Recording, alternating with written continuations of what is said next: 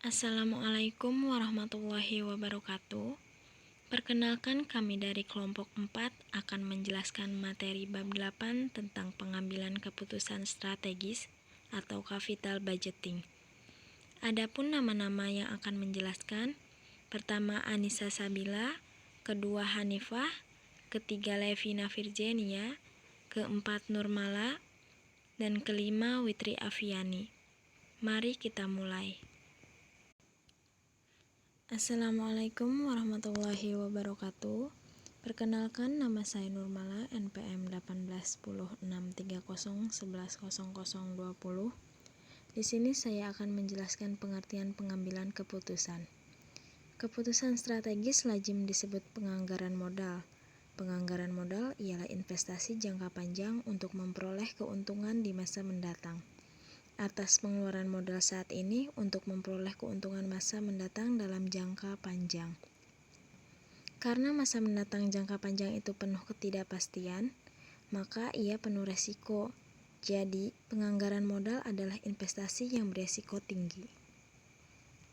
Pengeluaran modal lazim disebut capital budget. Capital budget yaitu proses mengenai pengeluaran dana di mana jangka waktu kembalinya dana tersebut melebihi waktu 1 tahun. Keputusan dalam capital budget dibagi menjadi 2. Pertama, keputusan berdasarkan standar investasi umum diperhitungkan premi resiko, dan kedua, keputusan alternatif.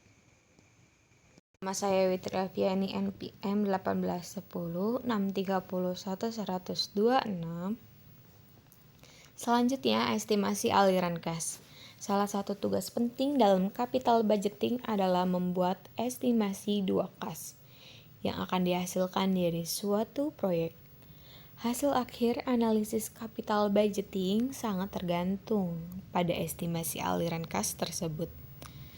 Kas adalah unsur pokok dalam semua keputusan perusahaan, bukan pendapatan keuntungan, dan oleh karena itu semua hasil yang diharapkan akan diperoleh dari suatu proyek akan dinyatakan atau diekspresikan ke dalam bentuk arus kas. Penaksiran dilakukan atas aliran kas dan bukan keuntungan, karena kas merupakan faktor sentral dalam pengambilan keputusan investasi. Dengan demikian, hasil yang diharapkan dari suatu proyek adalah berupa aliran kas cash flow dan bukan laba atau pendapatan. Setiap usul pengeluaran modal capital expenditure selalu mengandung 2 macam aliran kas cash flow. Yang pertama, aliran kas keluar neto net outflow of cash, yaitu yang diperlukan untuk investasi baru, dan yang kedua, aliran kas masuk neto tahunan net annual inflow of cash, yaitu sebagai hasil dari investasi baru tersebut yang disebut project. Selanjutnya, klasifikasi arus kas. Klasifikasi arus kas menurut sifatnya, yang pertama, arus kas bruto adalah arus penerimaan gross total sebelum diperhitungkan beban pengeluaran, gross benefit. Yang kedua, arus kas bersih adalah arus kas dikurangi arus kas keluar, net benefit. Yang ketiga, arus kas bersih sesudah pajak, net income cash flow, adalah arus kas bersih sesudah diperhitungkan pajak kemudian ditambah dengan penyusutan aktiva tetap.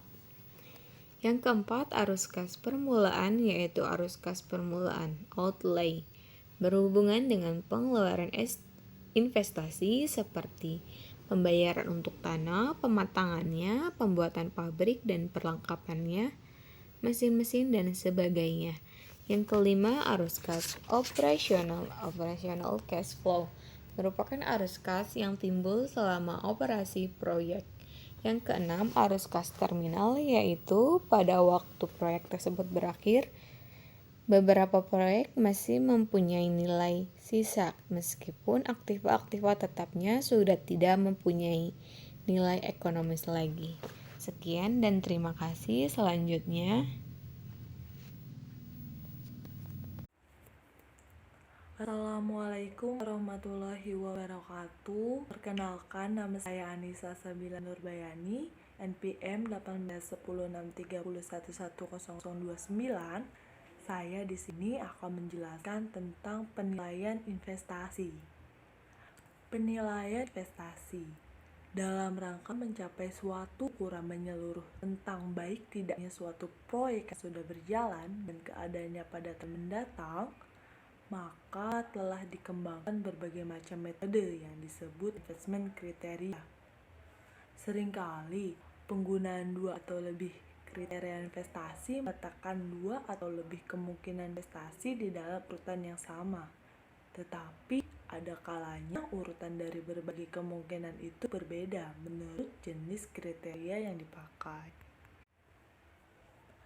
Adapun berbagai metode investasi yang sering digunakan untuk menilai apakah suatu investasi perlu dilanjutkan atau tidak adalah sebagai berikut. 1. Metode payback period. 2. Net present value. 3. Internal rate of return.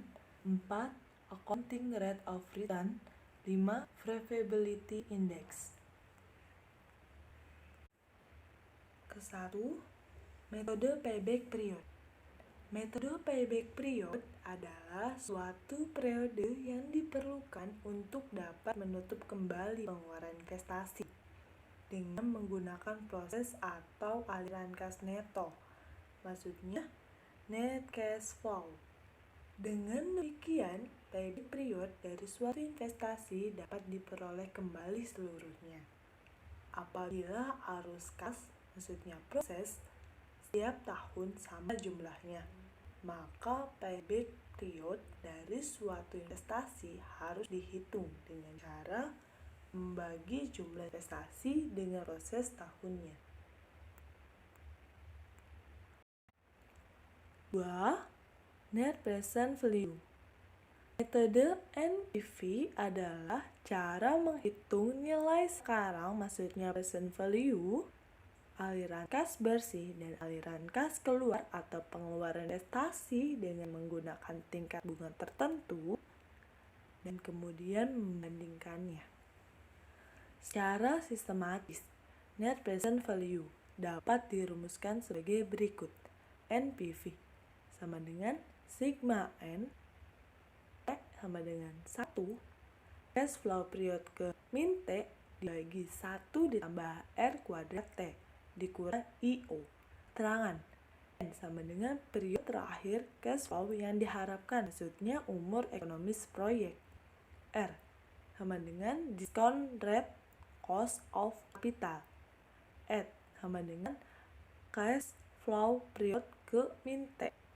IO sama dengan initial investment.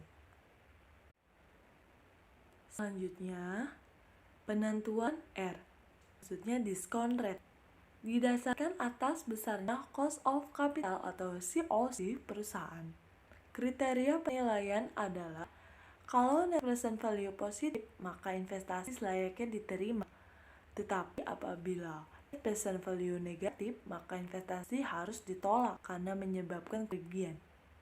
Oleh karena itu, metode ini memperhatikan time value of money, maka arus bersih atau net present value NPV adalah proses atau net cash flow yang dihitung nilai tunainya atau diskonto atau atas dasar biaya modal rata-rata tertimbang atau expect rate of return yang diharapkan.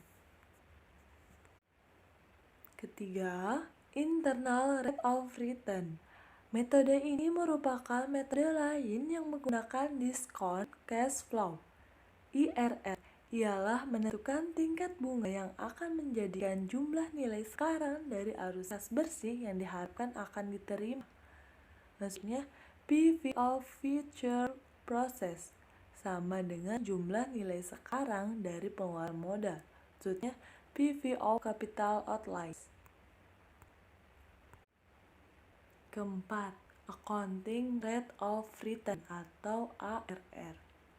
Metode ini adalah menghitung rata-rata laba bersih, maksudnya earning after tax, dari suatu proyek yang dibagi nilai tunai investasi.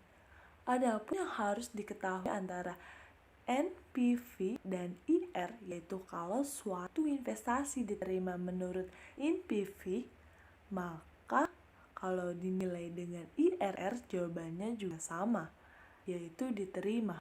Sebab kalau NPV sama dengan 0, maka IRR akan sama dengan cost of capital. Kalau NPV lebih dari 0, maka IRR lebih dari cost of capital. Dan sebaliknya, kalau NPV kurang dari 0, maka IRR akan lebih kecil daripada cost of capital. Kelima, Profitability Index atau PI. Model ini adalah menghitung nilai tunai arus kas masuk bersih dibagi nilai tunai investasi. Jika nilainya lebih besar dari 1, maka proyek investasi tersebut dianggap layak. Dan sebaliknya, jika nilainya kurang dari 1, maka proyek tersebut tidak dianggap layak. Jika suatu proyek net present value-nya positif, maka profitability index-nya positif. Untuk mendapatkan hal perhitungan IRR, dapat digunakan rumus berupa interpolasi yang sebenarnya adalah sama, sebagai berikut. IRR sama dengan R1 ditambah NPV kuadrat 1 dibagi PV1 dikurangi NPV 2, R2 dikurangi R1. Keterangan 1. IRR yang dicari atau dihitung maksudnya NPV sama dengan 0. 2. R1 tingkat harga percobaan KWM 1 atau diskon rate rendah yang menghasilkan NPV positif. 3. R2 tingkat bunga percobaan ke min 2 atau diskon rate tinggi yang menghasilkan NPV negatif. 4. PV1 PV pada saat R1 atau nilai tunai arus kas bersih pada tingkat bunga rendah yang menghasilkan NPV positif. 5. PV2 PV pada saat R2 atau nilai tunai arus kas bersih pada tingkat bunga tinggi yang menghasilkan NPV negatif. Assalamualaikum warahmatullahi wabarakatuh. Perkenalkan, nama saya Nurmala, NPM 18 10 630 11 00 20. Di sini saya akan menjelaskan tentang usulan investasi. Pada umumnya, usulan investasi dikelompokkan menjadi 4. Pertama, usulan investasi penggantian suatu aktiva atau replacement merupakan keputusan yang paling sederhana seperti usulan penggantian aset yang telah diusang dan perlu diganti agar produksi berjalan secara efisien. Kedua, ada usulan investasi perluasan produk yang telah ada atau expansion of existing product line.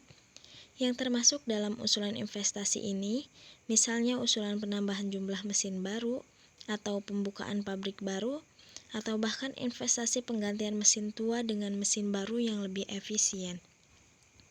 Ketiga, ada usulan investasi perluasan produk baru, atau expansion of new product line.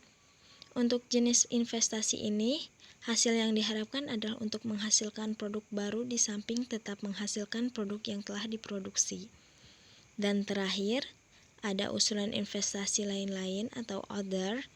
Untuk jenis investasi ini dapat menampung sejak usulan investasi yang tidak termasuk kategori di atas, serta mencakup juga investasi pada harta tidak berwujud, misalnya usulan yang mendorong semangat kerja dan produktivitas karyawan dengan memasang alat pendingin, sistem musik, keputusan untuk proyek strategi seperti rencana perluasan ke luar negeri. Kenalkan, nama saya Levina, NPM saya 18. Saya di sini akan menjelaskan tentang teknik perhitungan hasil proyek investasi.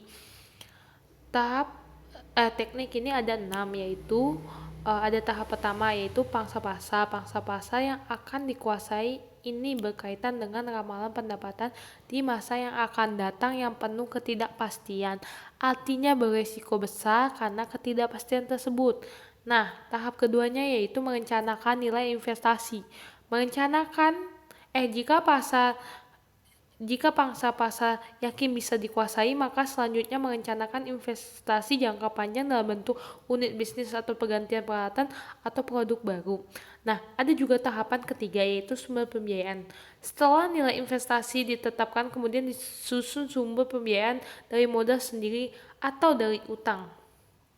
Nah, tahap keempat yaitu menghitung biaya modal. Di tahapan keempat ini ada juga empat komponen yang harus dijelaskan. Yang pertama yaitu menghitung biaya modal kata-kata tertimbang sebagai discount rate terhadap arus kas masuk besi investasi net cash inflow. Semua keputusan mengenai pembiayaan perusahaan memerlukan analisis biaya modal. Nah, yang ketiga, biaya modal ada suatu kenaikan aktiva harus dibiayai dengan suatu kenaikan dalam satu atau lebih komponen modal, dan yang termasuk komponen modal ada sisi kanan dalam neraca, yaitu berbagai jenis utang, saham prioritas, dan saham biasa. Yang keempat, komponen struktur modal, dan biasa komponennya diidentifikasikan dengan simbol-simbol berikut.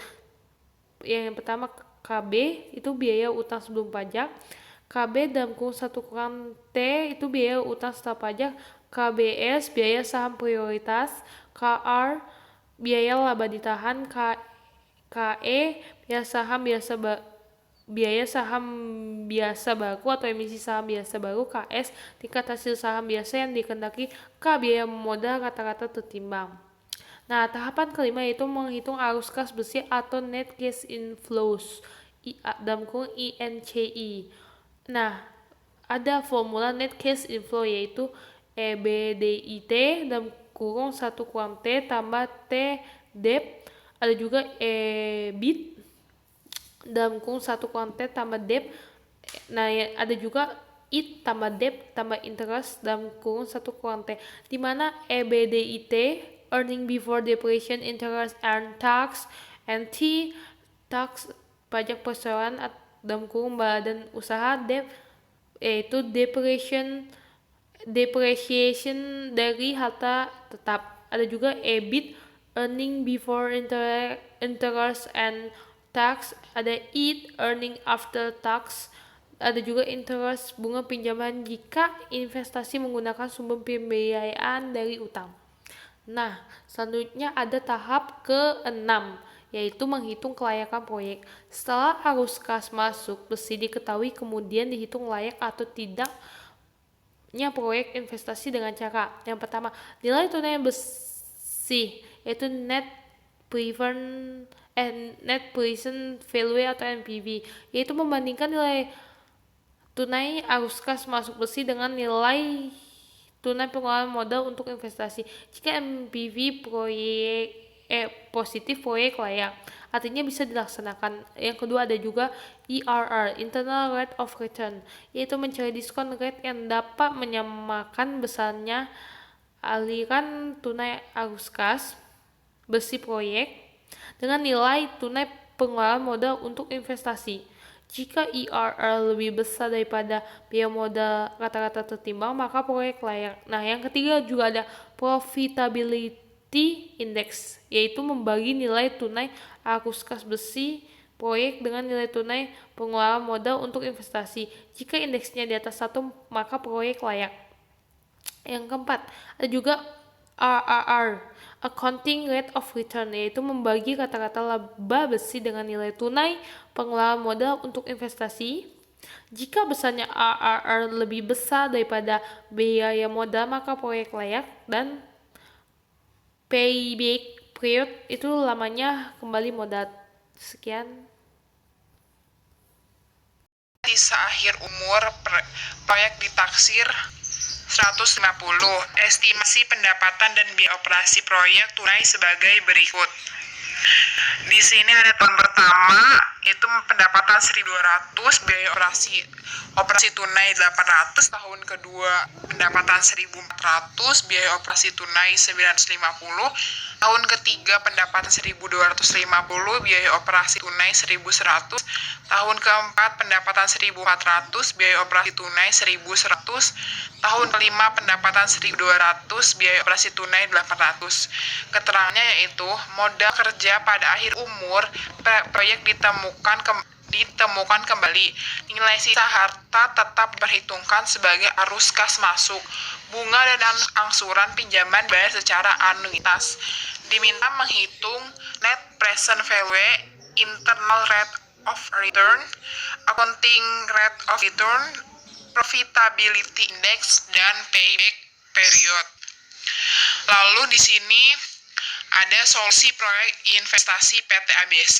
Langkah pertama yaitu menghitung penyusunan harta tetap. Model penyusunan seperti sudah dibilang tadi yaitu sum if years digital method. Nilai harta tetap 700, nilai sisanya 600. Lalu jumlah angka tahun ditambah 1 tahun pertama, tambah tahun kedua, tahun ketiga, tahun keempat, tahun kelima, total sama dengan 15 besarnya penyusunan tiap tahun. Nah, di sini ada tabelnya yaitu tahun pertama perhitungannya 5 dibagi 15 dikali 550 sama dengan penyusutan yaitu 183. Begitupun selanjutnya. Lalu langkah kedua yaitu menghitung beban bunga pinjaman. Tahun pertama pinjamannya 800, anuitas setiap tahun sama yaitu 268, bunganya 20%. Tahun pertama 150 dan angsuran tahun pertama 108. Angsuran tahun pertama 108 ini didapat dari selisih antara pinjaman tahun pertama dan tahun kedua. Lalu angsuran tahun kedua 130 didapat dari pinjaman tahun kedua, selisih tahun kedua dan tahun ketiga. Begitupun selanjutnya lalu dijumlah. Terus langkah ketiga itu menghitung proyeksi net cash inflow seperti pada tabel sebelah kiri. Lalu langkah keempat yaitu perhitungan biaya modal rata-rata terhitung. WACOC sama dengan 0,20 dikali 1 dikurang 0,4 dikali 0,8 ditambah 0,24 dikali 0,2 sama dengan 0,1440 dapat dibulatkan menjadi 14,40. DR yang artinya discount rate adalah besarnya biaya modal rata-rata terhitung atau WACOC. Lalu ada langkah kelima yaitu perhitungan net present value atau NPV. Tahun pertama net cash inflow 313, diskon factor yaitu 14,4%. Tahun pertama yaitu 0,8,74 dan present value atau PV 274. Lalu total present value ada 1.066 dan total investasi value ada 1.000, lalu net present value atau NPV ada 66. Nah, di sini juga ada tabel, lalu total present value ada 923, total investment value ada 1.000, dan net present value atau NPV ada 77, yaitu minus 77.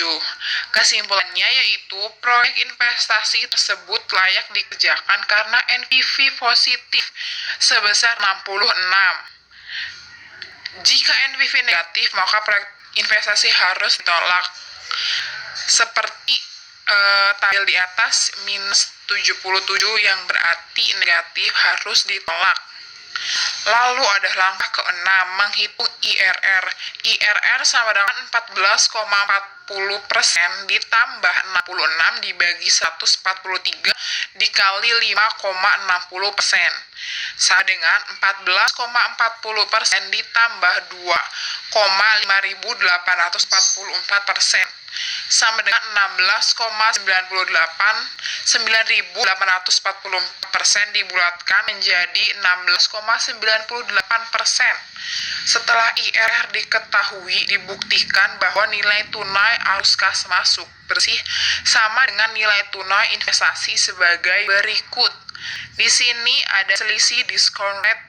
Yang pertama 14,40%, NPV pada DR positif 1,66%, selisih PV DR rendah dan tinggi yaitu 1.606.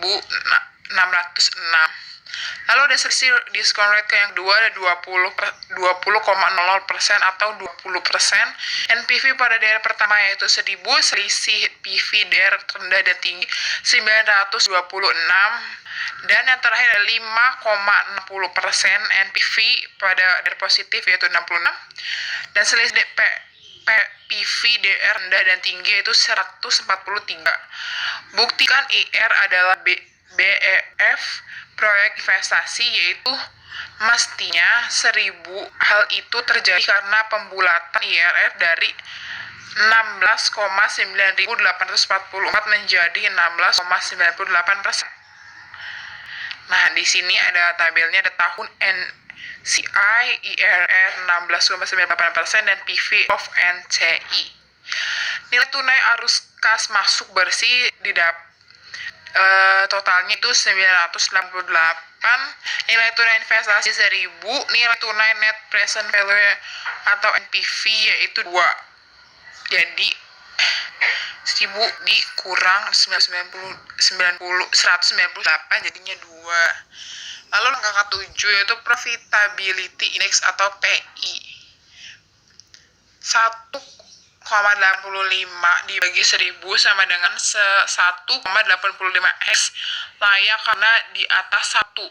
Karena si X ini totalnya 1,85, maka dia di atas 1. Jadi layak. Lalu langkah ke-8 ada accounting rate of return atau ARR. ARR sama dengan 34 ditambah 95 ditambah minus 101 ditambah 88 ditambah 128 dibagi 5 lalu dibagi lagi 1.000. Hasilnya itu 0,0496. Kesimpulannya yaitu tidak layak karena ARR 4,96 di bawah biaya modal yaitu 14,40%. Langkah ke-9 yaitu payback period, menghitung kembalinya modal proyek investasi sebesar 1.000 melalui arus kas masuk bersih atau net cash inflow. Sampai tahun keempat jumlah arus kas masuk bersih sebesar 313 ditambah 329 ditambah 134 ditambah 209 sama dengan 985. Nilai proyeksi investasinya yaitu 1.000 dan kekurangannya yaitu 15. Jadi nilai proyek investasi 1.000 dikurangin 985 yaitu kurang 15. Kurangan itu dihitung dengan bulat.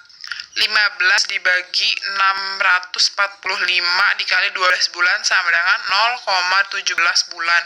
Catatannya 645 adalah NCI tahun kelima. Kesimpulannya kembalinya modal selama 4 tahun 0,27 bulan. Jika manajemen menginginkan payback period 3 tahun maka proyek tersebut tidak layak. Terima kasih. Sekian dari kelompok kami, kurang lebihnya mohon maaf. Wassalamualaikum warahmatullahi wabarakatuh.